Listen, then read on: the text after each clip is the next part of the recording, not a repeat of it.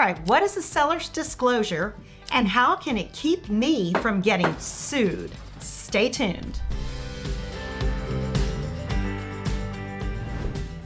Okay, I am Rebecca Van Buren. I'm a licensed real estate broker here in the great state of Texas. I'm a real estate investor and I also work with real estate investors. So I have a client and he is looking in my MLS. I've got him set up in a search, so he's getting an automatic email whenever something comes up that meets his criteria. So he texts me and he says, "Hey Rebecca, this one looks good. Let's check it out." So I said, "Fantastic."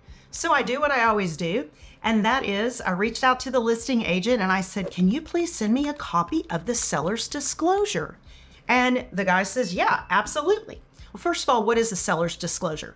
Well, the seller's disclosure is a statement that you fill out as a seller that's going to provide you with all of the material facts about the property.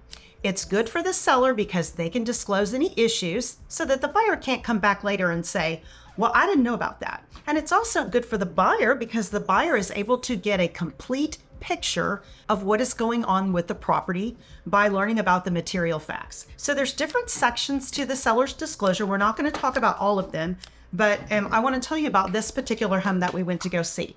So this is the actual seller's disclosure. You were looking at it in section number 1. Section number 1 says what kind of appliances and systems are on the property. You know, this is where you would write whether you've got a central HVAC system or if it's window units, and you're marking the answers yes, no, or unknown. So clearly here they've said no, there's no central HVAC unit, there's no window units. So, you know, we're trying to get a complete picture of what we're going to look at. So then if you go over to section 2, actually section 1 also talks about the roof and how old it is. Section 2, here's what the seller is able to say if there are any defects to the property. So there's the 3 columns. One, you'll see ceilings where they've said no, no defects. The second column, floors, no defects, and windows, no defects. Okay, so we're thinking this could be pretty good. But if there were to be defects, you would just write yes, and then you would explain whatever those are.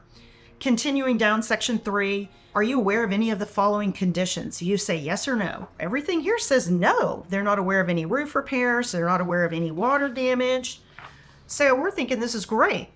So we show up and this is what we walk into. You can't make this stuff up. This is nuts. This is a window, and the window doesn't have the bottom frame. So there is air that's passing through. The window is closed appropriately, but there's no frame at the bottom of the window. Okay, these next couple of pictures are the floors. These floors are absolutely destroyed. And then finally, the last few photos are the ceilings. The first one is the ceiling in the living room.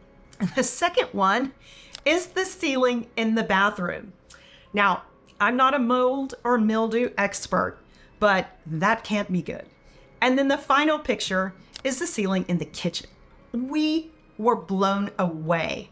The purpose of the seller's disclosure is to share the material facts about the property. I don't know if this seller just didn't think that we were going to notice. It's pretty obvious. A seller's disclosure is mandatory. It is section 5.008 of the Texas Property Code requires anybody selling a property to fill out a seller's disclosure.